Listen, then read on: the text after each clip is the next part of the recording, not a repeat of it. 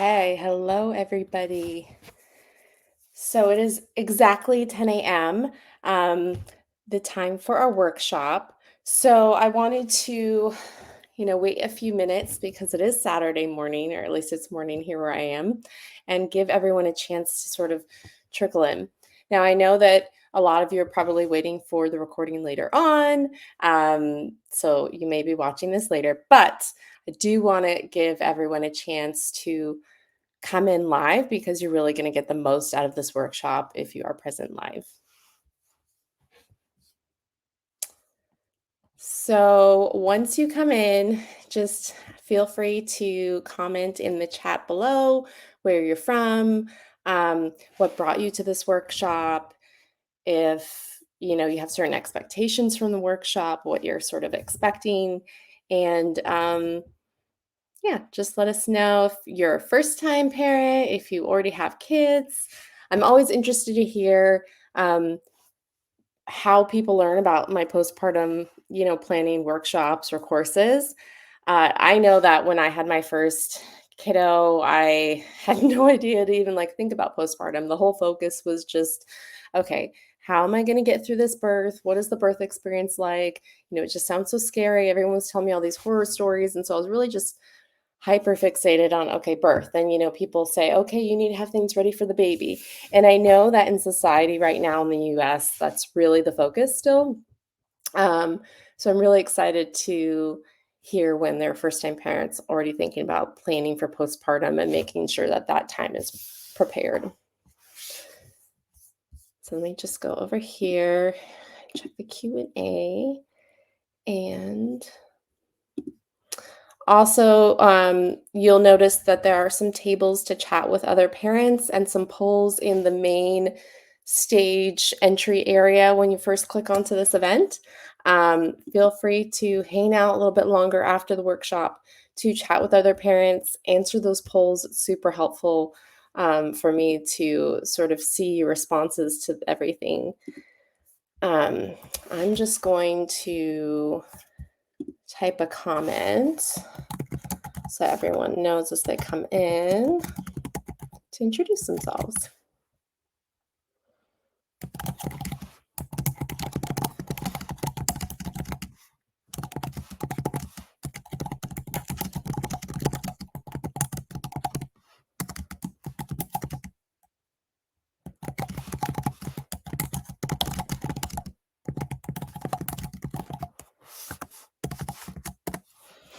And then something else I wanted to share. We'll be talking a little bit about postpartum depletion. And so I'll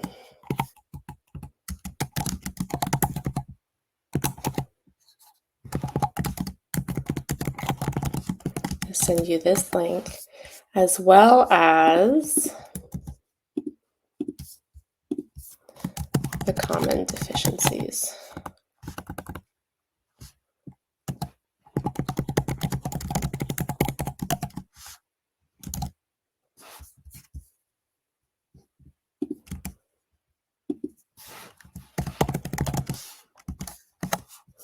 And some hopeful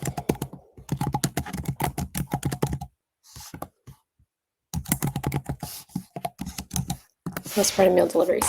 All right, so we're at 10:04, and I'm just going to get started in the workshop. Again, there's going to be a recording, which I'm sure you're all waiting for. And then along with the recording, I'm also going to send out two different ebooks. One will go over the slides, but also have a little bit more detailed information about everything and links out to specific, recommendations or sources just to make everything easier for you. The second one is an ebook of recipes where I'm going to personally include my favorite bath recipes as well as different types of food recipes from Chio, which is a company that creates meals specifically for when you're expecting and postpartum, or if you have some sort of hormonal mood imbalance. And their whole concept is Western nutrition meets Eastern food medicine. It's really neat how they are sort of bringing up the standard of, the food that you're ingesting to take care of your body and ensuring that you are not depleted in postpartum, which is pretty huge because that we'll get it more into that, but it affects you for a very long time. Right. So welcome to postpartum planning. You can probably see my screen here. Going to enlarge this a little bit. And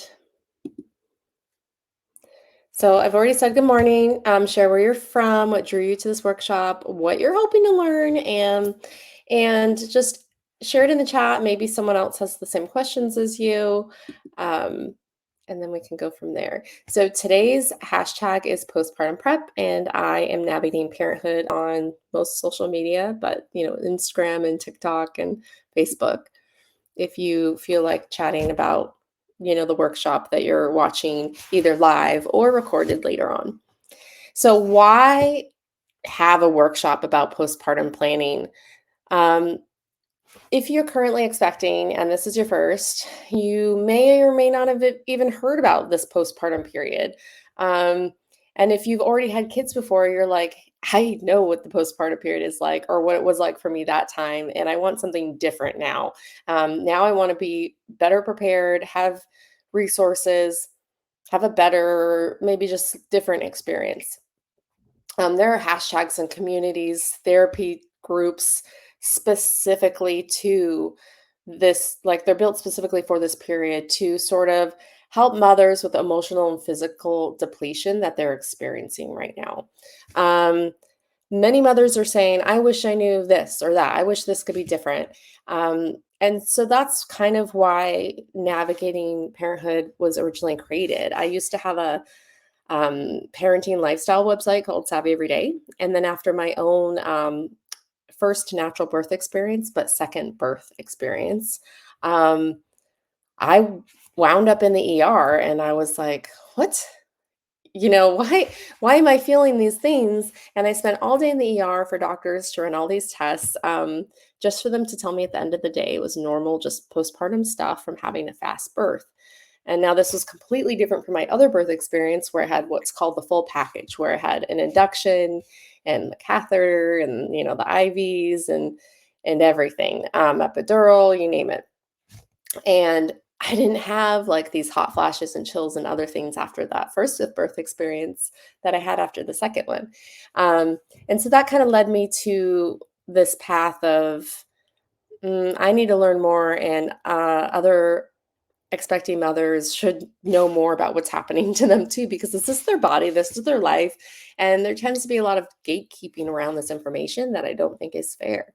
And then a lot of people wind up in the ER, either like me, right after discharge with your newborn, not eating anything all day, or like other mothers who are experiencing perinatal mood and anxiety disorders because they didn't have the information and support and they got burnt out. And, obviously there's many different things that can lead to this, but I feel like a huge source of it is we just are not equipping parents. We're not allowing them to create this care team and support and resource network so that they go into postpartum knowing what to expect. And then hopefully, like I said, having this network. This doesn't mean that you have people always watching your kids for you and everything, but you know where to turn if you need help. And that makes all the difference. So, Navigating Parenthood teaches postpartum prep, and then we have a lot of other services and courses as well. So families can be more prepared, and fewer families can say, I wish I knew. Um, and this is a part of my mission to lower the maternal mental health rates, not only because I myself have experienced perinatal mood anxiety disorders with each of my pregnancies and in postpartum. Um, and I personally suffered for 6 years with no one knowing what it was. I had to train as a postpartum doula to know that's what that was and be able to put a name to it and overcome it. And I feel like that maternal mental health rate connects to thriving mothers, happy children, and that's really the center of everything, right? That's the foundation of a lot of things in the world is these children that we're raising who are going to be the future people, the adults everywhere. Um, and we're kind of leaving mothers and children behind right now. So I really feel personally that preparing for postpartum and creating a strong foundation for the whole family's care is critical. It's just something that we need to look closer at, and it should be a part of normal prenatal care. And then postpartum care obviously needs to be extended. So, about me, I kind of went over some of this a little bit, but I'm Sherry. I'm the founder of Navigating Parenthood. I'm a mom of five, soon to be six. I'm currently 12 weeks pregnant. And each of my birth experiences were different, as you can kind of see here. So here's the picture of me having my sort of full package birth. I was in my 20s.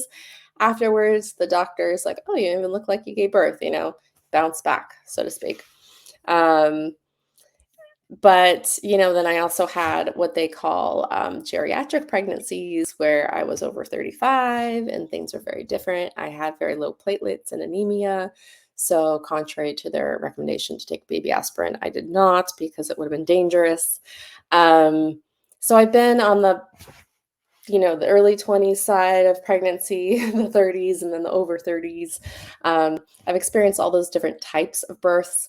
Each birth experience itself was, or sorry, each type of pregnancy. And then each birth experience itself was very different, which then leads to a different postpartum experience. And that's something I feel like people don't talk about enough. There's a lot of focus on birth, and then people just kind of assume, well, all postpartum's the same: feed the baby, change the baby, clock the diapers, whatever. But how your pregnancy goes affects how your birth goes and affects how your postpartum goes. Um, if you have a emotional or physical trauma through your pregnancy or birth experience, that's going to affect postpartum, which is not just the fourth trimester. Um, it's not just the first 40 days. It's years or even decades later, and we'll get into that in a little bit. So having kids led me down a completely new path. As I mentioned before, I had this induction for my first, and then for my second, it was a very fast natural birth that led me to the ER. And I actually have a birth story on my website all about that that I can link to. And it was um, really cool to have a natural birth, but at the same time, I had a nurse practitioner who wasn't talking to me. I heard her tell a nurse, give her a shot. And I was like, give me a shot of what? Tell me what you're doing to my body. And I hear her say, give it to her anyway. And so just that experience of her doing something to my body and telling someone to ignore me and not taking a second to explain to me, hey, we do this to prevent blood loss, yada, yada, traumatized what could have been a really beautiful natural birth experience for me, which is kind of weird. So after that one, I had a 4-day induction, which is just awful, very traumatic for um, the baby that I was having. And crazy enough, I actually felt freed from my previous birth trauma, which was a nice, natural, fast birth, right? Um, during that birth, because they listened to me every step of the way. They presented everything. They said, hey, does this sound okay to you? They asked for my consent. They made sure that one nurse practitioner that made me feel uncomfortable and very upset was not anywhere around me. I was there for 4 days, so I had to rotate through a lot of midwives, sorry, not nurse practitioner, a lot of midwives and even OBs, and just my care team constantly change it.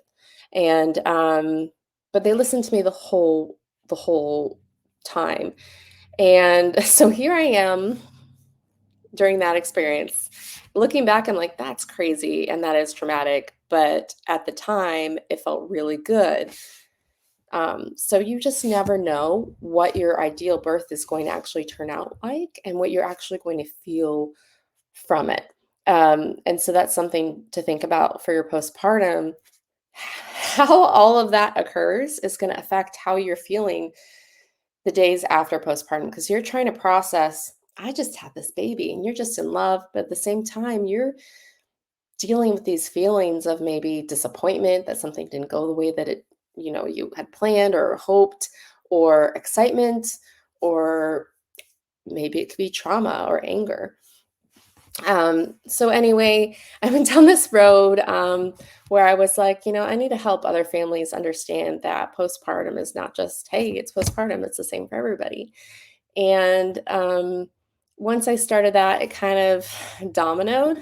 Um, I went from during my pregnancy, my fast pregnancy, I actually was trained as a birth doula because I wanted to offer parenting classes virtually so the parents didn't have to just, one of them goes to those evening parenting classes at the hospitals, what used to be available. They didn't have all the online ones they have now. And so I was going to be a pioneer and be one of the first ones to have like these virtual parenting classes. But I wanted to come from a place of expertise. So I trained as a birth doula. I learned about postpartum doulas. And then after that, horrible postpartum experience where I ended up in the ER. I trained as a postpartum doula. I made it work while having a baby. I had the trainer come to my home, and all the students came to my home so that I could have my baby and train to become a postpartum doula. And it was really amazing that they let me do that. And then I learned about infant massage, and I did the same thing, and I hosted it so that I could afford it. And at the time, they allowed that. This is all pre-COVID, so it was amazing, and I was able to learn more and certify in another area, and access another way to help people. And from there, I learned about oral ties because my kids all had oral ties, and I started down this lactation path. I became a lactation educator counselor, and I was doing that training while my 4-day induction baby was a baby. And it was because of that that I noticed she had torticollis and presented it to my pediatrician because they were not catching it. So my other whole spiel is you shouldn't have to change careers and train in all these areas like I did to catch these things and know these things about your child, which is why I'm sort of training in all these different areas that are not normally connected. So I'm a postpartum educator and doula, and lactation educator counselor. I've now become a certified breastfeeding specialist, an infant massage instructor, and an infant cranial sacral therapist. Someday in the future, I hope to add feeding specialist and baby-led sleep and well-being specialist. And my hope is to just have this hub so that I'm this resource for parents. And I do think referrals are important, but I also feel like parents are overwhelmed enough and trying to like refer someone to all these different places and everyone's overbooked and it's just too much. And our brains are already kind of scrambled from, moving things around to allow more information to come in about this new baby. That's mom brain, as they call it. And it's scientifically proven that our brains need to do that. So I just think to simplify things for families, I'm going to try to be as much of a hub as I can. So right now I offer infant cranial sacral therapy and lactation services in person. And then I also offer lactation services virtually. And this includes prenatal, which is something people tend to like think, oh, I don't really need that. But you actually do, because everyone's personal health history is different. Everyone has a different breast size, shape, nipple, all of that. And there are a lot of misconceptions about what qualifies as milk coming in, milk not coming in. Will you be able to breastfeed? Will you won't? And even if you don't plan to breastfeed, body feed, combo feed, whatever, you need to create sort of goals ahead of time to make sure that whatever your plan is can come into fruition. Then I offer virtual and in-person education, like courses and workshops online like this, and I have articles on my website. And again, that's kind of where I started, was content on my website. I came from an editorial magazine, parenting background, but also in education. I used to teach kids. And then I offer consulting both for families, like for baby registry products that are specialized to them based on their family. Let's say you live with the grandparents, and they're going to be helping. Okay, maybe you want this type of stroller or this type of baby carrier instead, based on who's going to be interacting with the kids. Different things like that. And then also consulting for businesses. because I am a parent myself. I worked in this space for over a decade and with families. And then I also have expertise in all these areas, not just on, hey, this is great for babies or babies enjoy this, but this is safe for them and their development and for the parents. And then I offer events, summits, virtual and in person. I love creating events. And they're usually for expecting new parents. I've helped baby fairs, I've created my own mom's night out events, and then I have the Oral Ties Summit, 12 Days Breastfeeding Summit. I have my own postpartum prep, course, and then this postpartum workshop. So enough about me. What is postpartum prep? So this is laying a foundation for your future. So unlike I'm sure as an expecting person, you have a baby registry. Okay, whether you plan to have a baby shower or not, you have a registry. I know I always make one for that completion discount because I'm like, I'm going to add whatever I want there. If people buy it, okay, sure. But usually it's me buying it at the end with that completion discount. I'm very excited about that. And I love the extended return policy or allotted because let's face it, when you have a little one, it's harder to get to the store to return things. And also they go through different developmental stages and you want time to see if, it works out for you or not. But unlike adding something to your registry or realizing once baby's here, oh, I didn't have this on my registry. Suddenly I need this. Oh, I'm having a frenectomy done for my baby and I need arnica or I need this, and you make this late night Amazon order. When it comes to postpartum prep, that's not something you can just do late night. Like, oh, I didn't prepare for this. I have no idea what to expect.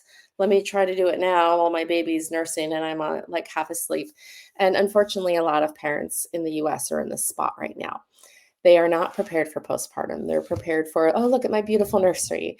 Or, I have all the diapers set. But they aren't prepared for then feeling isolated, not having enough meals. Oh, I have to think about what to eat, but I just kept this little person alive. Oh, I should drink something. When? How?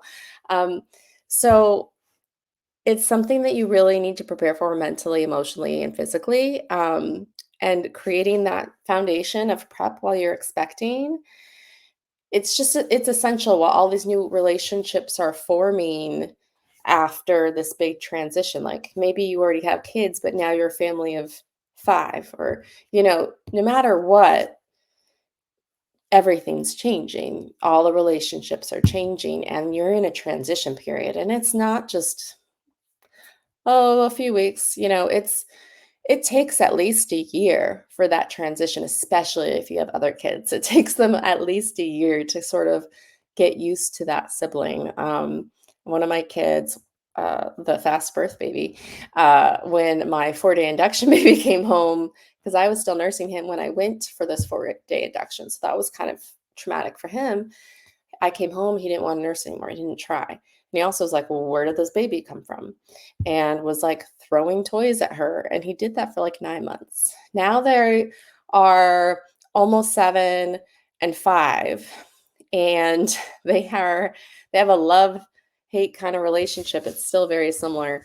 And it makes me sad to think about, different ways I could have introduced them better. And so with my last baby, who's now 2, I had a home birth.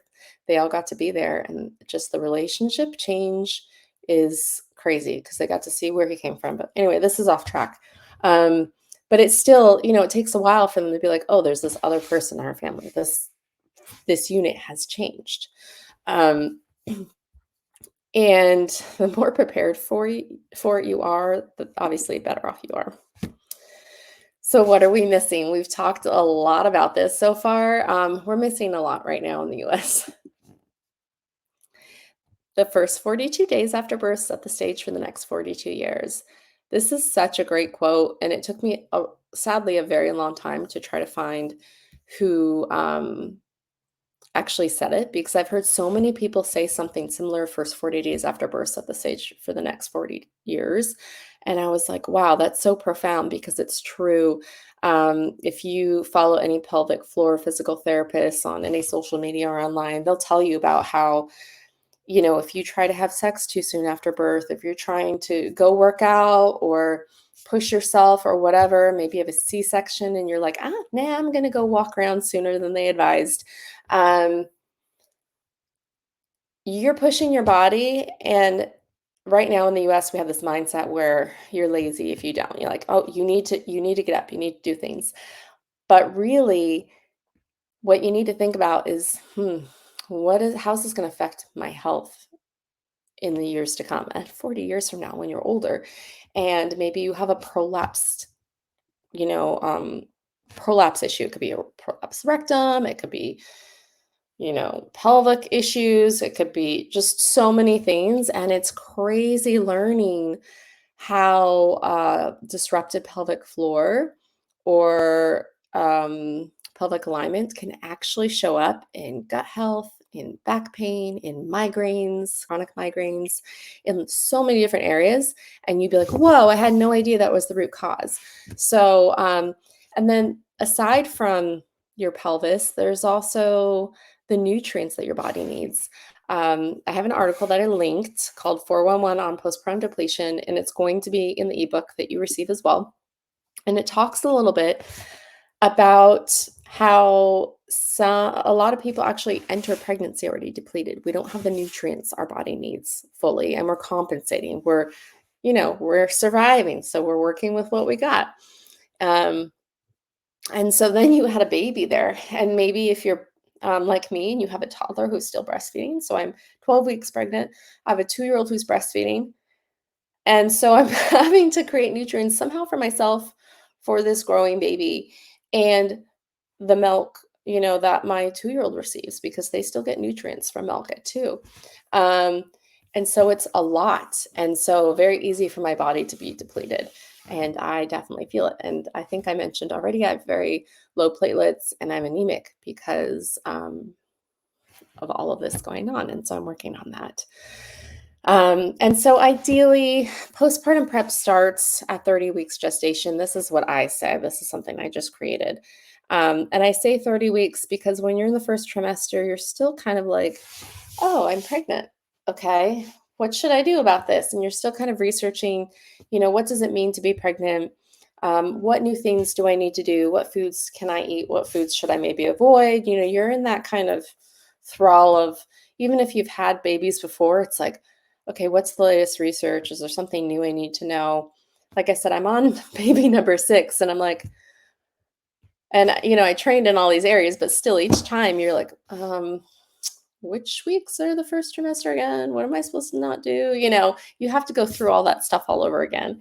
And so I say 30 weeks because then you're kind of in that nesting phase and you're not quite, you're not super early and you're not super late. Babies can come, as early as like 27 weeks, or though it's not ideal. And then 37 weeks and later, they'll say, okay, there might be like late preterm and then full term. So I chose 30 weeks because it's hopefully before any preterm birth. Like I said, unless you have a very early preterm birth. And then it's, also after when you're kind of like adjusting to, oh, I'm pregnant. What does this mean? So you can obviously start preparing for postpartum sooner. And if you're interested in it, then I'm very excited for you because the sooner you think about this stuff, the sooner you can start preparing mentally. And then once you're like, okay, I'm ready mentally, then you can start physically getting stuff ready.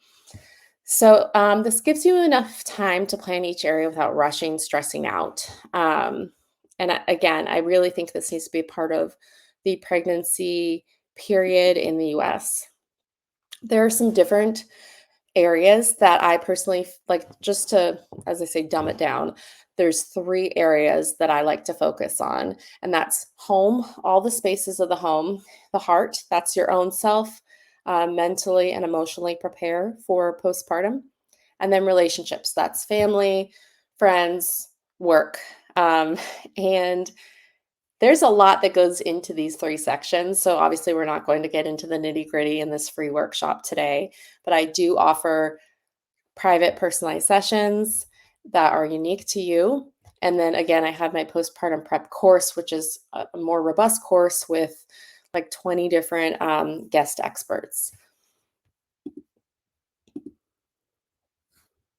So for home prep, the main areas that I really like people to focus on are the kitchen, the bathroom, the bedroom, and then the sitting room is really just any other room in your home you tend to sit and enjoy life. It could be a living room, it could be a loft, it could be your porch, wherever you think you might end up with your baby, nap trapped, with them on you, or you just kind of sitting and resting and healing.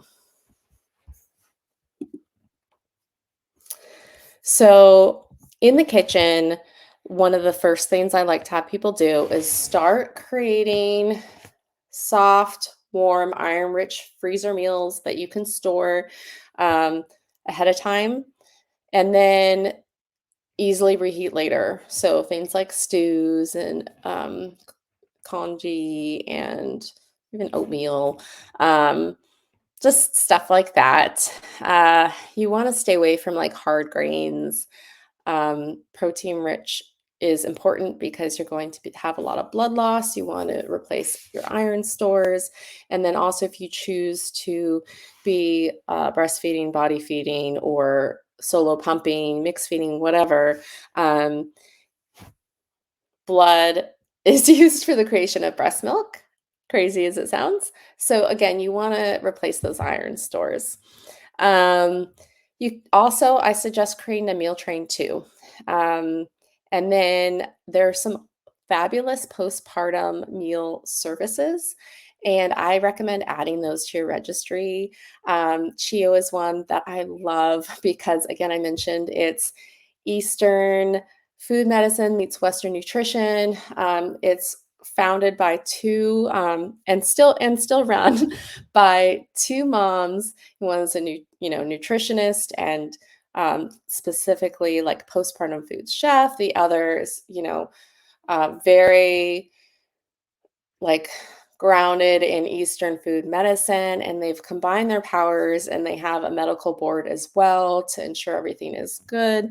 And then they also do like a free nutritional consult. And I'm also going to be having a meal delivered, I think, next week so that I can show people like what it looks like now because they've gone through some changes as they have tried to expand and grow. They used to only be available locally in New York and New Jersey, and now they ship to me in California. So I'm really excited to have them ship here.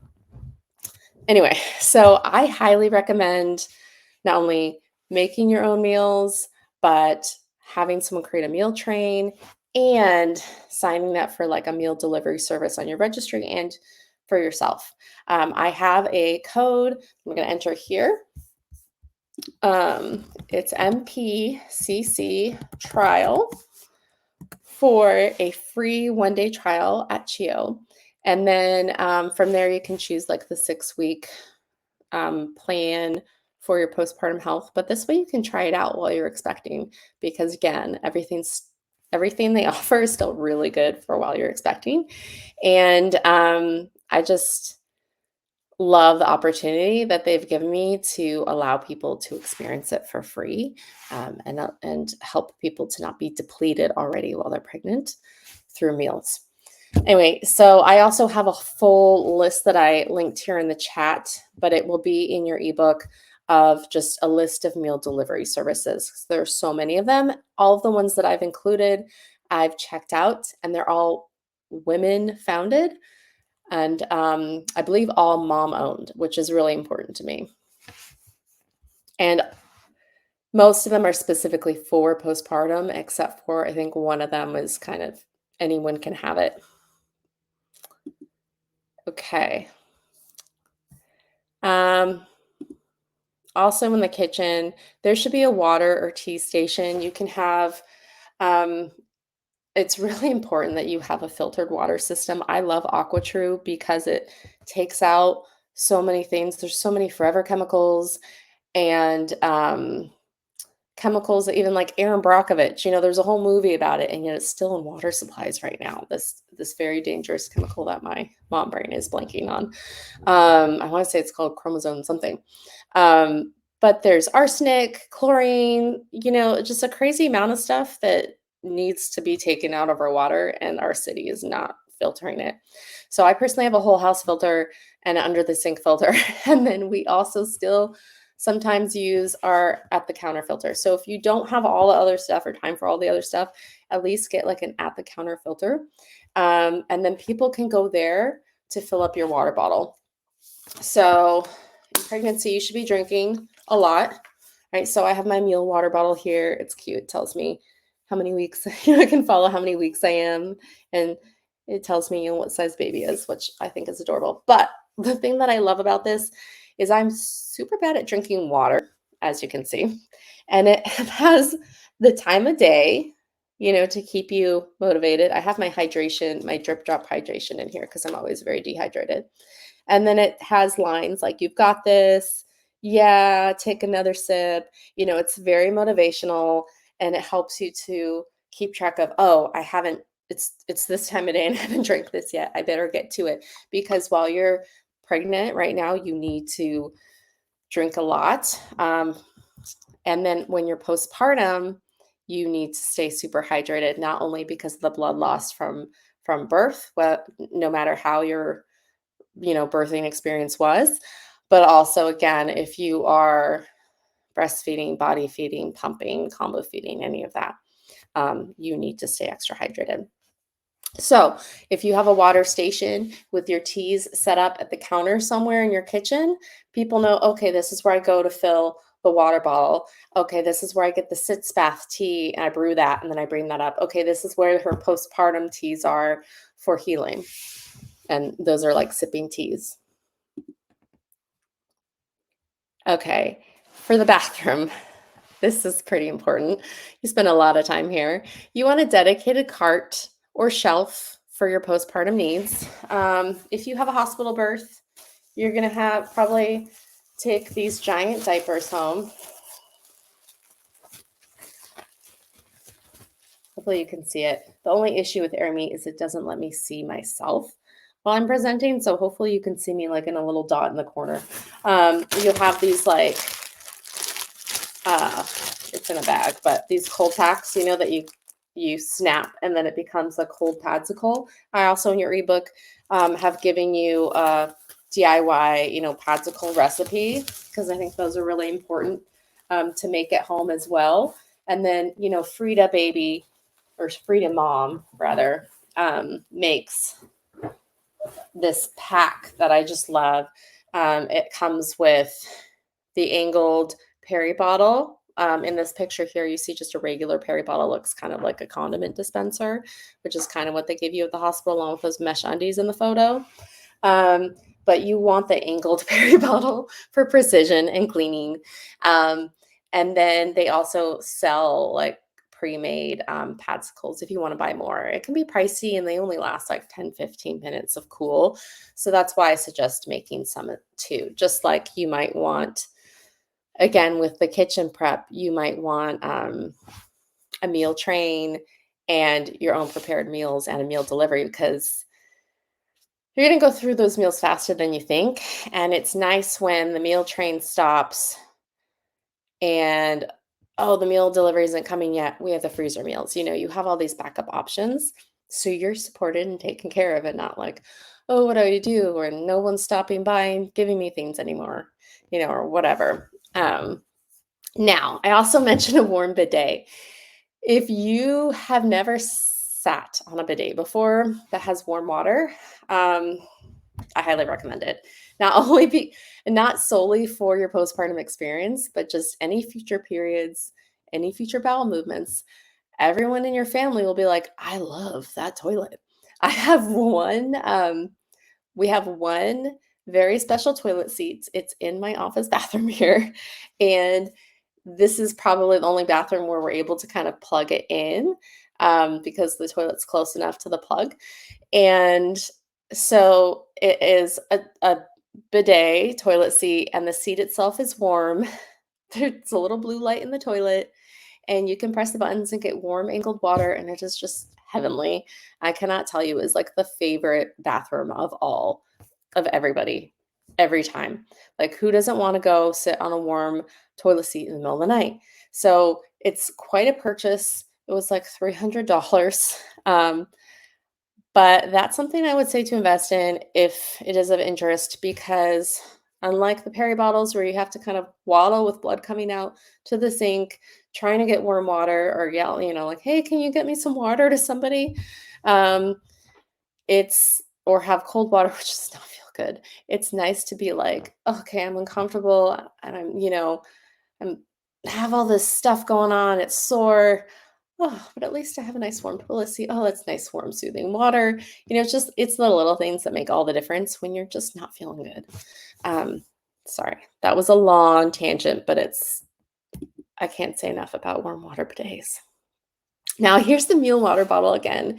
Um, I say leave your water bottle by your bedside in the bedroom to ensure you stay hydrated. You're also probably going to want one in the sitting area or, carry it with you. So you're going to want a cart with diapers, wipes, um, any pump parts, your pump itself, and snacks. Keep shelf stable, protein rich snacks on hand. I have a reel about this that I linked to in your ebook as an example. We have less than 20 minutes left, but I did give myself a little bit over an hour for this presentation, so we might go a little over. We'll see. So in the living area, keep your water bottle and snacks in each area. You might be nap trapped or feeding baby. Have a basket with diapers and wipes in this room. You're also going to want quiet activities for yourself. If you're kind of trapped, trust me, it's very toxic to yourself to be just scrolling on Facebook or Instagram, looking at your phone. It does not make you feel great. So if you enjoy reading or coloring and you are able to use a non-dominant hand, there's some sort of activity that does not require two hands that you can do and have quiet time. Maybe you have like a little eye mask you can put on, like soothing eye treatment or something. Have some things together in a basket where you think you might be nap trapped. Nap trapped is your baby fell asleep on you, or you're nursing, and it's taken a while, or again, they're nursing, they fell asleep on you. And this is one thing that if nobody has talked to you about it, will happen. So babies are born prematurely. Think of how kangaroos, they have their joeys and then they put them back in their pouch for a longer period of time after that because they were not fully developed when born. So babies are actually the most underdeveloped of species when born. It's like, horses are born and then they start walking. But babies, our brains are not fully developed until almost age 25. Some would argue not even until after that. And babies are completely dependent on us. And they call it the fourth trimester because it is an additional trimester. It's just outside of the womb. So your baby does not realize they're a separate person. They cannot regulate their temperature. They need to co-regulate everything, their emotions. If you're scared, they're scared. If you're stressed, they're stressed. If they're already trying to communicate with you about something using their crying or discomfort or anything, and you get kind of freaked out, they're going to be even more, in this heightened state and freaked out. So that's something a lot of people aren't prepared for, that their baby is going to need to be on them, attach them, gets that skin to skin, which is imperative for their development in the fourth trimester. And you can share this responsibility with other caregivers that you trust, and that might make it easier if you're just like, I don't know if I can do that, but it is something to expect. And so surprisingly, we don't tell parents this ahead of time. And so I find so many times parents in postpartum are like, are they supposed to do this? Why do they always want me? Why won't they just sleep in the other room? Because we have this idea that babies will just sleep in a different room in a crib. But they are not capable of that. And that's also why the American Academy of Pediatrics released something recommending baby be in room with you. They don't have to be on the same sleep surface. but in room with you for the first year of life. And yeah, they can't regulate things on their own temperature, anything. So they're completely dependent on you, really need you, and need that sense of touch and connectedness. Um, Hence the nap trapped, hence needing quiet activities for yourself. If they have an older sibling, you're going to want activities for them too. Um, some people like to do sibling gifts. So when you bring baby home, oh, the baby got you this really cool gift. I also like the idea of creating this plan ahead of time for siblings where family members will take them out to different activities and outings. So that way you can kind of have those first few days kind of to breathe and like, okay, all right, let me figure this baby situation out. And also not have the other child feel like they're being neglected or pushed aside emotionally. Um, and they get to bond with grandparents, friends, family, doing fun activities. So, self prep. We went over this a little bit. You got to prepare for the changes. There are physical changes, obviously. You know, I don't have a dilation ring with me, but yeah, look up dilation ring and you will see the changes from 0 to 10 centimeters. Your body does that. Think about it. An entire person comes out of your body. Your hips get wider, you know, your feet get bigger, your eyesight changes, so much changes physically. You might have sort of preeclampsia and diabetes. You might get some arthritis. Some symptoms you begin to have during pregnancy will go away, maybe up to 6 months later after birth. But some things are just, that's your norm now. Um, you are never physically the same person you were before. Your organs have shifted. And if you've had a cesarean birth, you know, you had people in there moving stuff around and putting stuff back in. Again, it's not the same. Um, you're a year older, possibly, you've your body's now been through this great event. It's not the same body, plain and simple. And hormones, your hormones are going to be different. So you're in this tidal wave during pregnancy. Now you're in this different tidal wave during postpartum. And depending on your nutrient stores, if you're depleted or not, your hormones are also going to be very different. Your moods, your psychological self is going to be different based on your hormones, your physical care and support, the support system that you've created, which is why postpartum prep is so important. And your sense of self. I hear from so many mothers who, based on the physical changes, have a loss in their sense of self. And they're like, I used to be the sexy person, and now I'm this. And what really frustrates me is seeing things on social media where they have the before and after, like fit challenge things. And the before is someone who's pregnant as if that person's fat. And it's like, that is you when you were pregnant and you had an entire being inside you and a placenta to house them and all the, nutrients and the liquids needed for that to happen. Like, that's not fat. And this is horrible that you're doing that. And then there's them after, and it's them like 8, 9 months postpartum. It's like, what kind of snake oil are you selling people? Um, you know, it depends on your genetics. It depends on your hormones and so many factors, and but also your age. Like I said, in my 20s, I looked like I never had a baby after I had a baby.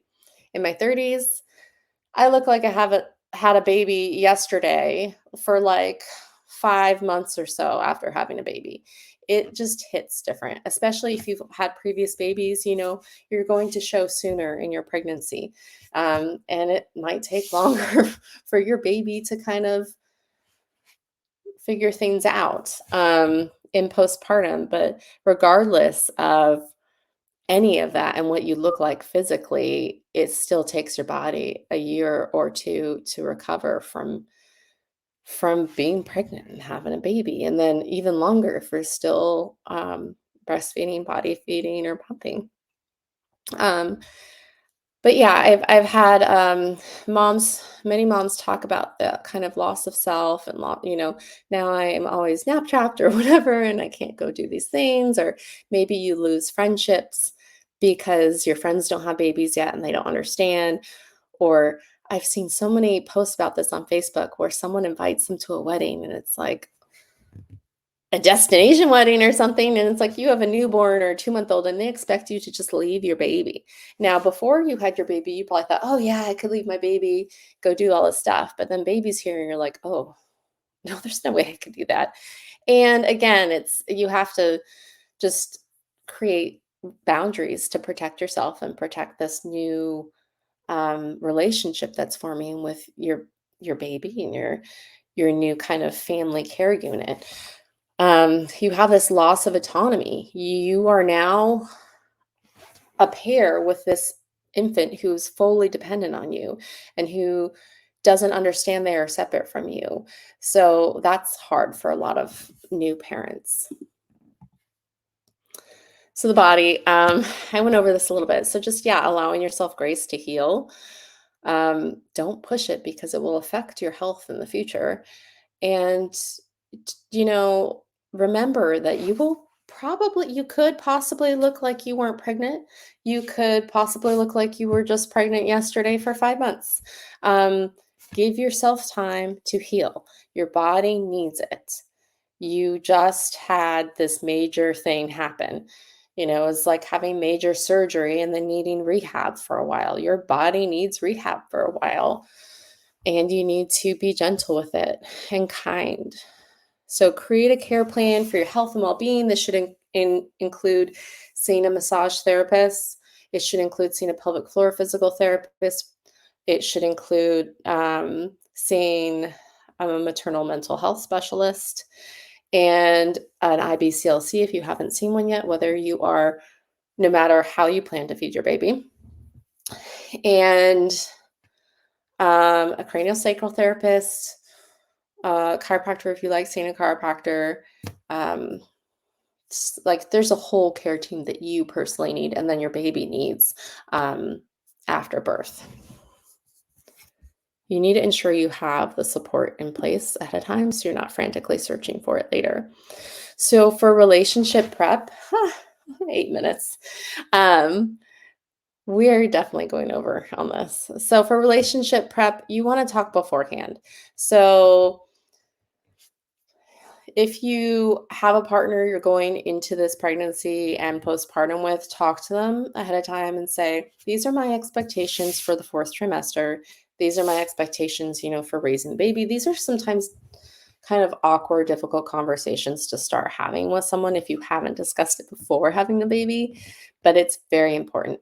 And then talk to each other about the fact that this may very well change once the baby's here because suddenly everything changes.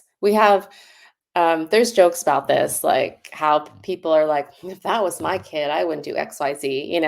And then they have a kid and they're like, oh, I was so wrong. Everything's different before you're actually a parent. So always talk beforehand and tell each other, okay, we're going to touch base on this again once baby's here. That is so important.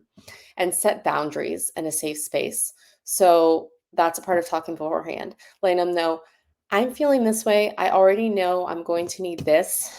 Um, can you please talk to your family about not coming over when we first bring baby home? Or maybe you need the boundary of other people not announcing your baby's birth.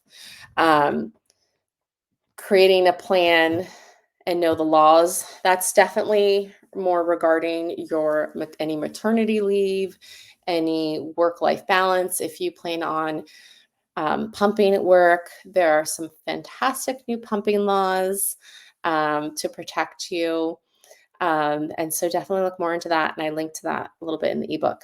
Check in. So you're going to check in again with your relationships and make changes as needed. So yeah, talk beforehand to all friends and relatives, tell them your expectations, and then check in once baby's born, like, hey, I know I said this, but I actually need more time. Or, I'm feeling okay, so why don't you come over?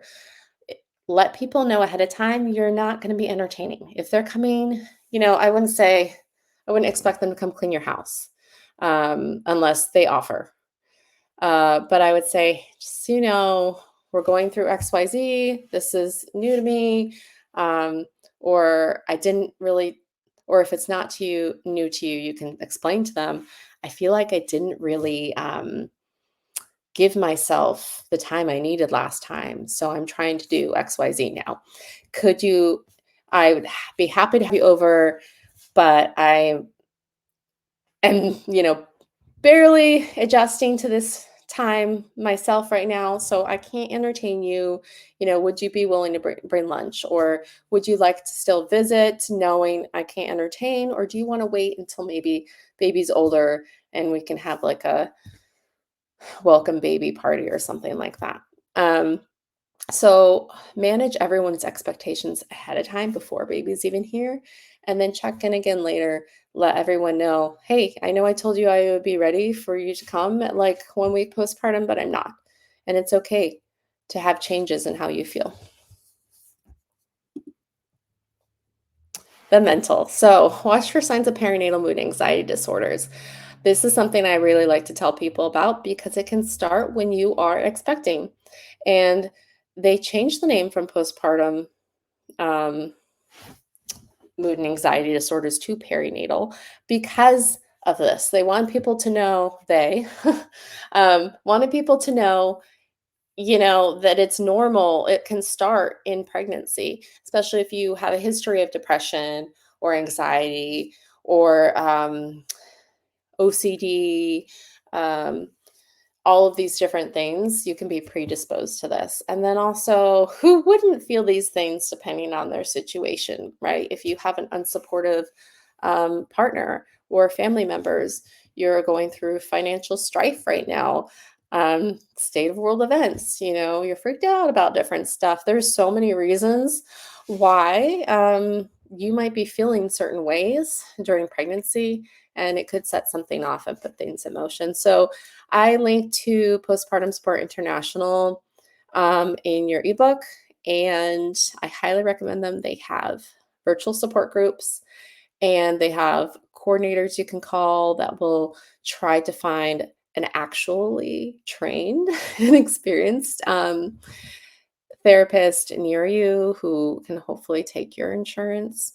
Um, and then other support group options. There's also, like I said, there's like Facebook groups and things like that. And they have the virtual meetings or meetings via telephone, which I highly recommend because a lot of therapists book months and months out.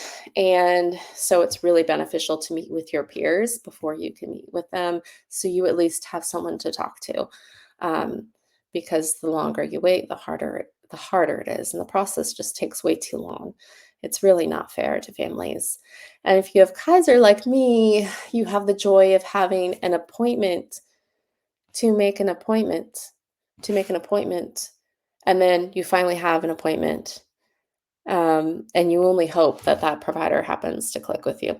So there's a lot of loopholes, and it makes it kind of difficult for people going through it. So just reach out as soon as you can and try to find a peer support group.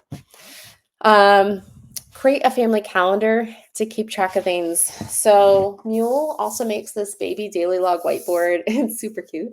It has feeding, diaper, sleep, so you can track all of that if you're worried about, okay, when was the last time baby pooped? And it's um, like this big magnetic dry erase log that you can put up so everyone can kind of chip in and fill things out. And it makes it easy. And then you can have like an app where it's like a family check-in calendar so that everyone knows when appointments are, and can track like, oh, hey, they're there, or this person's going to come over on this day, have like a united calendar. They also have photo sharing apps now that are private so that you can have, instead of posting things on Facebook and everywhere, which is kind of a concern now because with everyone using AI, it's been said that they actually grab from real photos to create the AI. So people are worried about their photos being used for other purposes. Um, so they do have these apps now. They're private sharing albums within families, or you can create an album, if you have an iPhone and share it with specific people and, share like baby updates that way too. Oh, it's 11 a.m. And all right, got to the last slide. So if you have any questions, you can reach out to me on Instagram. I'm Navigating Parenthood. Again, I'd love for you to talk about this workshop, hashtag postpartum prep, or tag me Navigating Parenthood. Uh, this is just such an important topic, and I could just go on and on. and um, we didn't even get into the nitty gritty of the physical changes and all of the different things to expect there. But I hope that this was really helpful and you have some actionable steps to take and a little bit more guidance on what to expect. And yeah, I just really hope that you feel supported in your postpartum. You know how to create a plan and that you have a wonderful birth experience and first trimester. Thank you so much for joining me for this workshop. And like I said, I hope to talk to you soon. And I'm going to stop sharing and end the session.